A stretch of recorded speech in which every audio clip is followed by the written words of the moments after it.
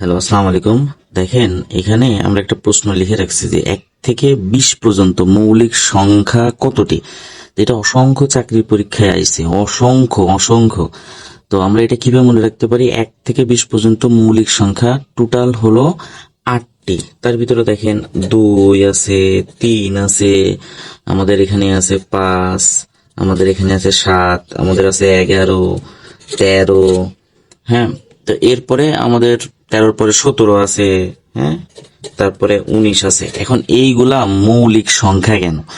আপনি দেখেন, এই যে 2-কে যখন আপনি ভাঙাবেন, তো 1 × 2, তাছাড়া আর এটাকে ভাঙাইতে পারবেন না। তার মানে যে সংখ্যাকে ভাঙাইলে 1 থাকবে আর সেই সংখ্যার নিচে থাকবে, আর কোনো গুণনীয়ক থাকবে না, সেটাই হলো মৌলিক সংখ্যা।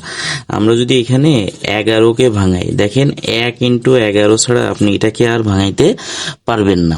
আরো একটা সহজ কমেন্টসে জানান যে 1 থেকে 100 পর্যন্ত মৌলিক সংখ্যা অ্যাকচুয়ালি কতটি। এইটা আপনারা কমেন্টসে জানান।